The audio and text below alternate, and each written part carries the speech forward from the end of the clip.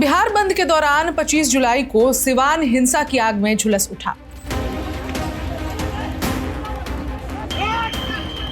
Paper leak मामलों और छात्रों के आंदोलन के समर्थन में बुलाए गए बंद के दौरान प्रदर्शनकारियों और पुलिस के बीच कई जगहों पर जबरदस्त झड़पें हुई, पथराव हुए, लाठीचार्ज हुए, आंसू गैस और हवाई फायरिंग के बीच पूरा शहर करीब 3 घंटे तक रणभूमि बना रहा। इस हिंसा में सिवान के एसपी पूरन कुमार झा समेत कई पुलिसकर्मी घायल हुए, जबकि गोली की खबरें भी सामने निकल कर आई। इसमें 3 युवक भी जख्मी बताए जा रहे हैं। घटना के बाद हालात को देखते हुए प्रशासन ने अगले दिन इंटरनेट की सेवा भी अस्थायी रूप से बाधित कर दी थी। अब जाकर शहर में स्थिति धीरे धीरे सामान्य होती दिखाई दे रही है। क्या कुछ हुआ, प्रशासन को सख्त कदम क्यों उठाने पड़े, उपद्रवियों ने क्या क्या शहर में परेशानियां मचाई, सब कुछ जानते हैं आज विस्तार से। नमस्कार, मेरा नाम है ऋचा पराशर और आप देख रहे हैं वन इंडिया हिंदी। बिहार बंद के दौरान सिवान में जो तस्वीरें सामने आई, उन्होंने पूरे राज्य को झकझोर कर रख दिया।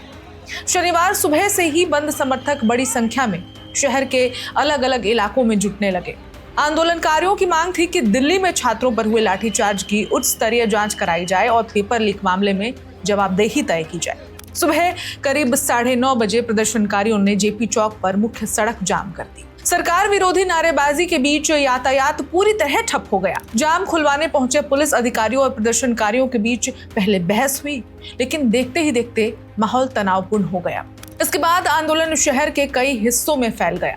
गांधी मैदान, सदर अस्पताल मोड़, गोपालगंज मोड़, कागजी मोहल्ला और सिवान कचहरी, रेलवे ढाला समेत कई स्थानों पर प्रदर्शन शुरू हो गए। स्थिति ये हुई कि खुद सिवान के जिलाधिकारी और एसपी दोनों को जमीन पर कमान संभालने उतरना पड़ा।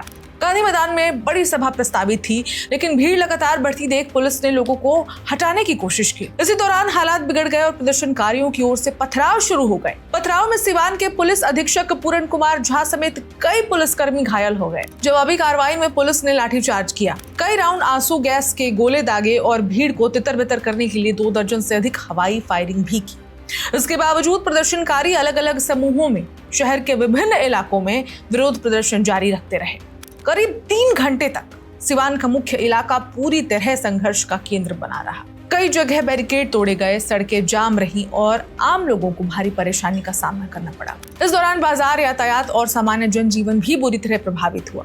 हिंसा के बीच सबसे चिंताजनक खबर आई कि पुलिस प्रशासन बुरी तरह घायल हुई। इधर युवकों के भी घायल होने की खबर रही और ये सभी चिंता का विषय है, क्योंकि छोटा सा शहर है और दूसरी जगह हो रहे प्रदर्शन के विरोध में छात्रों ने वहां इतना उधम काटा कि प्रशासन को सख्त कदम उठाने पड़े। पूरी घटना के बाद सभी घायलों को इलाज के लिए सदर अस्पताल में भर्ती कराया गया। जिन युवकों के नाम सामने आए घायलों की लिस्ट में, उनमें है बुलेट कुमार गोंड का नाम। इन्होंने दावा किया कि वो केवल जाति, आय और निवास प्रमाण पत्र बनवाने शहर आए थे, लेकिन अचानक हुई हिंसा के बीच उनके पैर में गोली लग गई। अन्य 2 घायलों में एक युवक के पैर और दूसरे के गले में गोली लगने की बात सामने आई है। एक घायल युवक ने आरोप लगाया कि उसे पुलिस की गोली लगी है। हालांकि प्रशासन ने अब तक ये पुष्टि नहीं की है कि गोलियां पुलिस फायरिंग से उसको लगी हैं या फिर अन्य परिस्थिति में लगी, क्योंकि माहौल इतना ज्यादा वहां पर खराब हो चुका था।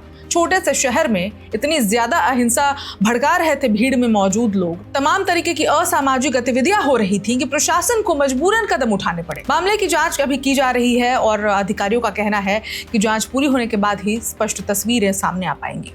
घटना के बाद प्रशासन पूरी तरह अलर्ट मोड पर आ गया। अतिरिक्त पुलिस बल तैनात किया गया और संवेदनशील इलाकों में लगातार फ्लैग मार्च किया गया।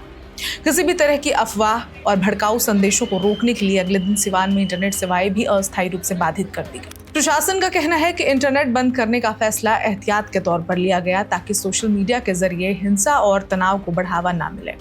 इसके साथ ही लोगों से शांति बनाए रखने और अफवाहों पर ध्यान न देने की अपील भी की गई। फिलहाल सुरक्षा व्यवस्था कड़ी किए जाने के बाद शहर में स्थिति धीरे धीरे सामान्य हो चुकी है। बाजार खुलने लगे हैं, यातायात भी बहाल हो रहा है और पुलिस लगातार हालात पर नजर बनाए हुए है। हालांकि पूरे घटनाक्रम ने एक बार फिर ये सवाल खड़ा कर दिया है कि लोकतांत्रिक विरोध प्रदर्शन कब और कैसे हिंसक टकराव में बदल जाते हैं और ऐसी परिस्थितियों में कानून व्यवस्था बनाए रखना प्रशासन के लिए कितनी बड़ी चुनौती बन सकती है।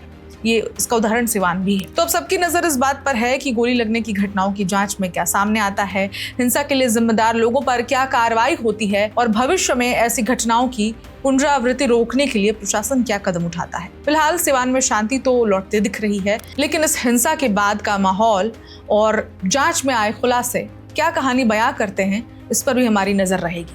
तब तक देश दुनिया की बाकी खबरों के लिए देखते रहिए one India Hindi. Subscribe to One India and never miss an update. Download the One India app now.